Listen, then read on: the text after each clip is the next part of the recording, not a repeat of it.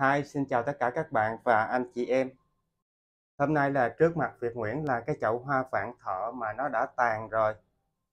Thì trước tiên là Việt Nguyễn sẽ chia sẻ đến tất cả các bạn cách dăm cành cái hoa vạn thọ này để nó có một cái sự phát triển tiếp tục và nó sẽ cho những cái hoa mới nữa ha. Cũng như là Việt Nguyễn sẽ chia sẻ cách cắm hoa vào trong bình. Nhân tiện đây là Việt Nguyễn sẽ chia sẻ luôn cách cắm hoa vào trong bình mà cái bông hoa nó cũng không có bị héo và cái cây nó sẽ phát triển tiếp tục ra những cái bộ rễ trong cái bình hoa đó luôn, không cần bí quyết và mẹo luôn, mà cái bình hoa nó vẫn tiếp tục phát triển và những cái nụ như thế này nó sẽ tiếp tục phát triển và nở hoa luôn nha các bạn. Một cái điều rất là đặc biệt, và ở đây là cái chậu hoa vạn thọ mà nó đã tàn rồi, thì hôm nay Việt Nguyễn sẽ chia sẻ cách để dăm cành hoa vạn thọ này nó tiếp tục phát triển và nó sẽ cho thêm những cái bông hoa mới. Liệu các bạn có tin việc đó không? Nhưng mà Việt Nguyễn chia sẻ đây là 100% luôn nha các bạn. Cũng giống như là mình sẽ trưng cái bình hoa. Sau khi mà mình trưng cái bình hoa thì độ chừng 4-5 ngày thì những cái gốc của cái bông hoa này nè nó sẽ bị úng và nó hư luôn. Nhưng mà với cái cách Việt Nguyễn chia sẻ hôm nay thì nó không bị úng, mà đặc biệt là nó sẽ ra tiếp tục cái phần rễ ở bên dưới của cái gốc nữa nha các bạn. Rất là đặc biệt việc này luôn. Đây là mình đã làm rất là nhiều lần và chia sẻ rất là kỹ để các bạn cùng với Việt Nguyễn thực hiện luôn nha. Sẽ không có một cái hình ảnh chỉnh sửa hay là ghép gì để các bạn phải có những cái suy nghĩ rằng là liệu là Việt Nguyễn làm có đúng hay không luôn. Các bạn an tâm, Việt Nguyễn sẽ làm đúng 100% và các bạn cũng có thể thực hiện theo Việt Nguyễn một cách rất là dễ dàng, và để mình có những cái bình hoa mà nó không có bị hư cái phần gốc, cũng như là cái nước ở bên trong bình đó nó sẽ bị thối rữa mà nó sẽ tiếp tục phát triển, và cái nhánh hoa đó các bạn cũng có thể lấy ra đất trồng tiếp tục và nó sẽ cho những cái bông hoa mới. Việt Nguyễn nói một điều rất là chân tình là 100%, bảo đảm 100% các bạn sẽ làm được việc này giống như Việt Nguyễn đã làm. Dĩ nhiên là trong số những cái loại hoa thì cũng có một số nó sẽ không có ra được rễ. Nếu nó không ra được rễ thì cái bông hoa và cái nhánh của nó sẽ tươi rất là lâu luôn các bạn. Nó không phải giống như là mình cho những cái nguyên liệu vào trong cái bình để chống ôi thiêu và thối rữa. Thời gian nó cũng chỉ có một thời gian ngắn thôi. Nhưng mà hôm nay khi các bạn làm theo cái việc mà Việt Nguyễn chia sẻ hôm nay thì rất là lâu luôn và tái sinh một cách hữu hiệu luôn nha các bạn. Và bây giờ mình bắt đầu thực hiện nha. Để bây giờ mình sẽ lấy cái kéo và mình sẽ cắt những cái nhánh hoa vạn thọ này và mình sẽ cho vào một cái bình, mình sẽ trưng cái hoa vạn thọ này.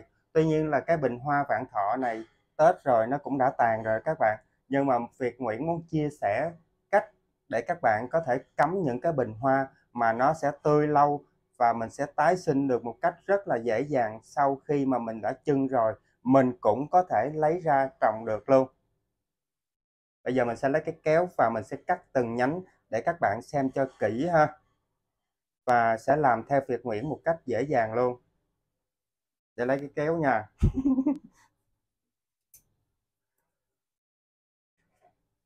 Để ngồi xích lại chứ xa quá các bạn không có thấy. Đây, bây giờ mình sẽ cắt ra để các bạn cùng xem luôn nha. Mình sẽ cắt cái nhánh ra như thế này. Bây giờ là cái hoa vạn thọ này nó gãy ra như vậy nè. Thì ở đây là thay vì là mình sẽ lấy cái hoa mới mình trưng, nhưng mà mình cũng không có hoa mới cho nên là mình lấy cái chậu hoa vạn thọ mà nó đã tàn hôm Tết mình trưng nè. Thì bây giờ mình sẽ cắt ra. Các bạn thấy cái phần bông hoa mà Tết nó rụi rồi đó, bây giờ mình sẽ cắt bỏ luôn. Cắt những cái phần nào héo, chừa lại những cái nụ mới. Và ở dưới cái phần gốc này mình cũng sẽ cắt luôn những cái lá này, mình bỏ nha các bạn. Trừ những cái đọt này mình sẽ chừa lại. Thì Việt Nguyễn chia sẻ đến tất cả các bạn một điều như thế này. Hôm nay là mình cắt cái nhánh hoa như thế này. và mình cho vào bình mình chưng. Nhưng đến khi mà nó ra rễ thì một quá trình cũng rất là dài ngày, chứ không phải là chỉ có 2-3 ngày là ra rễ đâu nha. Rất là dài ngày, có những cái video mà Việt Nguyễn phải làm rất là lâu luôn, có khi là 5-7 tháng nó mới xong một cái video đó. Cho nên là trong một tiến trình mà dài ngày như vậy thì nó sẽ có nhiều thay đổi, ví như cuộc sống này mà nó còn có nhiều cái thay đổi nữa, hồ chi cái cây này, đúng không các bạn? Rồi tiếp tục mình sẽ cắt những cái nhánh còn lại nha, để đây, nhánh này nữa, để mình tìm cái bông, thôi làm cái nhánh này luôn đi, rồi nhánh này luôn đi.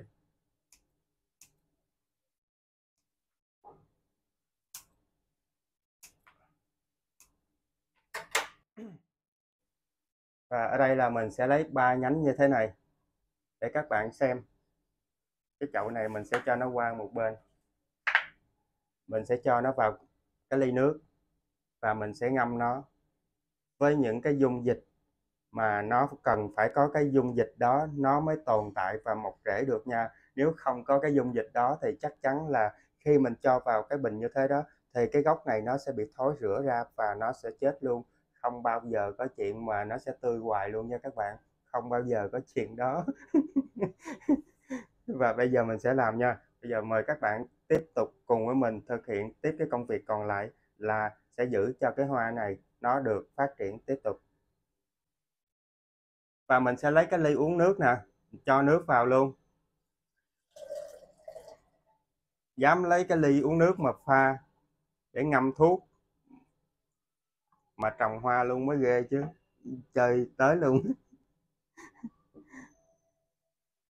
Bây giờ mình sẽ cho những cái bông hoa này vào như thế này. Như thế này là bình thường quá rồi, đơn giản, ai làm cũng được. Không phải. Như thế này thì quá đơn giản rồi, ai làm cũng được, nhưng không phải như vậy đâu nha các bạn. Vậy là 3 ngày sau nó chết queo luôn, nó chết mà nó queo luôn, chứ không phải nó queo mà quéo queo quéo queo luôn á. Bây giờ Việt Nguyễn sẽ chia sẻ đến tất cả các bạn. Ở đây là phân Atonic. Mình không biết là đọc nó như thế nào, nhưng mà mình chỉ biết là đọc Atonic thôi. Còn các bạn, nếu như các bạn biết rõ cái tên nó như thế nào thì cho Việt Nguyễn cái comment bên dưới để đọc cho nó đúng chính tả nha. Tại vì cũng không rành tiếng Anh tiếng U vậy, cho nên là chỉ biết đây là Atonic thôi. Thì nó sẽ kích thích cho cái nhánh hoa này nó sẽ ra rễ.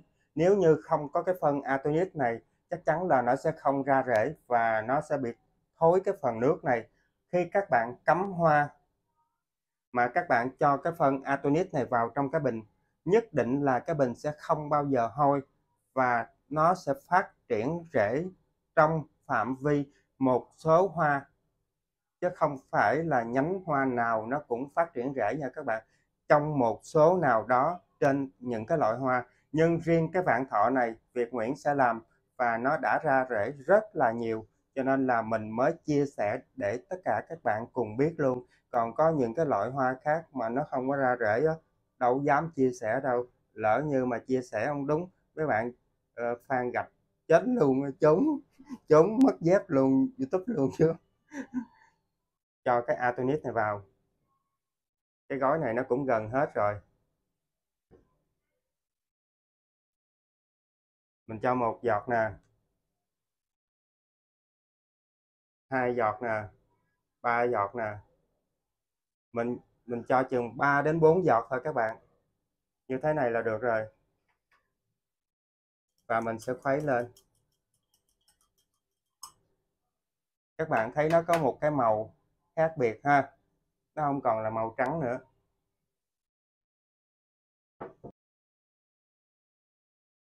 Và bây giờ mình sẽ cho những cái nhánh hoa này vào.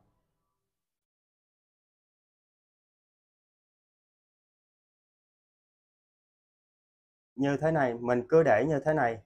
Và cái bông hoa nếu như mình mới mua về mình chưng á thì chắc chắn là nó sẽ tiếp tục tươi và những cái nụ này nó sẽ phát triển và nó sẽ nở tiếp tục những cái bông hoa mới nữa. Và ở dưới này, phần gốc này nó sẽ bén rễ ra, nó rễ giống như là rễ lục bình luôn.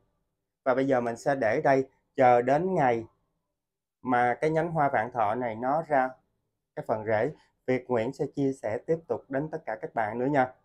Và bây giờ mình sẽ để ở vị trí như thế này. Dĩ nhiên là mình sẽ không để vị trí ở ngoài ánh nắng được, mình phải để nó vào trong mát, giống như là mình để trên cái bàn vậy đó.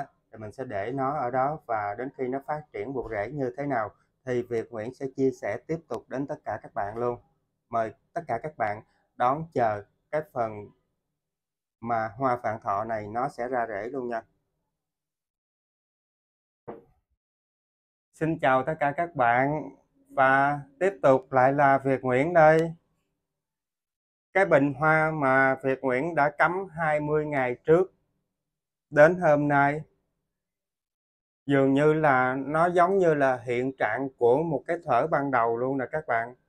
Và những cái bộ rễ ra rất là nhiều luôn nè các bạn, thấy rõ không? Cực kỳ là rễ luôn, và nó vẫn tươi như là cái thuở ban đầu mà Việt Nguyễn chia sẻ.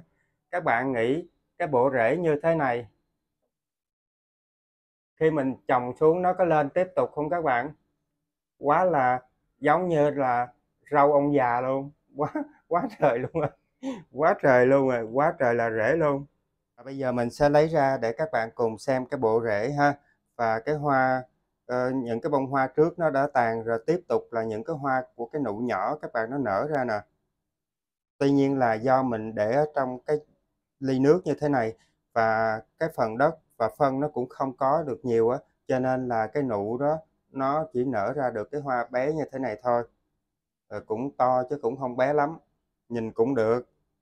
Và bây giờ là mình sẽ lấy ra và để các bạn xem là 3 nhánh mà Việt Nguyễn dăm vào trong nước như thế này thì nó ra bộ rễ nó bao nhiêu nha, nhiều đến cỡ chừng nào nha. Đây,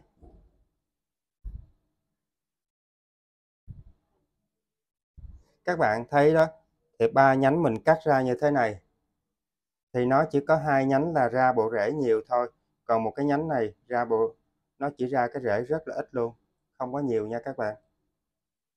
Có những cái thay đổi lúc mà mình dăm vào trong nước á, rồi có những cái nhánh mà nó gãy hay là gì đó, nó sẽ có những cái thay đổi của cái nhánh hoa này, mình phải cắt bỏ nó đó các bạn, chứ không thể nào để lại để các bạn xem ngay cái lúc đầu là một cái nhánh đó rồi sau đó nhất định là nó phải y thinh như vậy, thì không phải như vậy. Việt Nguyễn không làm được chuyện đó nha. Nó phải thay đổi theo cấu hình của cái nhánh hoa mà mình đã chưng. Tức là thời gian trước thì nó như thế đó, nhưng khi sau thời gian á là cây này nó có thể cao hơn một chút, do cái bông hoa này nó nở thì nó sẽ chồi lên một chút, hoặc là nó sẽ bị lùn đi một chút, do là Việt Nguyễn sẽ cắt bỏ những cái phần nào nó thối rữa ở bên trên đó, mình phải cắt bỏ nó đi thì nó mới phát triển tiếp tục, nếu như không thì nó sẽ úng luôn cả cái gốc cây này luôn. Cho nên là mình phải mỗi ngày là mình phải chăm sóc nó, và mình xem nó phát triển như thế nào, hoặc là nó hư hoặc là nó chết thì mình phải cắt bỏ cái phần đó đi nha các bạn, không thể nào để nguyên như vậy được. Cho nên là nó sẽ có thay đổi trên cái nhánh hoa này, và phần rễ ở đây ra rất là nhiều nè các bạn, thì 3 nhánh nó chỉ ra được có hai nhánh là có rễ nhiều thôi. Cho nên là nếu như mình muốn trồng thì mình cũng phải dăm nhiều thì mình mới có nhiều cái nhánh để mình chọn lựa. Nếu mà mình dăm có một nhánh thì khi đó nếu như dăm nhầm cái nhánh này thì làm gì có cái rễ nào để mình trồng xuống, cho nên phải dăm nhiều. Và khi các bạn dăm thì các bạn cũng phải xem cái nhánh nào nó bị hư thì mình phải cắt bỏ nó đi, hoặc là nếu nó có cao thì lúc đó mà nó hư cái phần này mình cũng phải cắt bỏ luôn, thì khi đó cấu hình của cái cây này nó sẽ thay đổi rất là nhiều theo cái thời gian mà mình chăm sóc và để cho duy trì cái nhánh hoa nó ra rễ. Việt Nguyễn chia sẻ rất là tận tình và kỹ đến tất cả các bạn luôn. Các bạn và Việt Nguyễn cũng có thể làm được một cách rất là dễ dàng. Và video của Việt Nguyễn đến đây cũng tạm kết thúc. Rất cảm ơn các bạn đã xem, và nếu như các bạn thấy thích thì cho Việt Nguyễn xin một cái đăng ký và một cái like vì đó cũng là động lực để Việt Nguyễn có thể ra nhiều cái video tốt nhất để chia sẻ đến tất cả các bạn. Còn bây giờ Việt Nguyễn xin chào và hẹn gặp lại tất cả các bạn ở những video sau. Kính chúc tất cả các bạn và gia đình nhiều sức khỏe và bình an. Xin chào, hẹn gặp lại.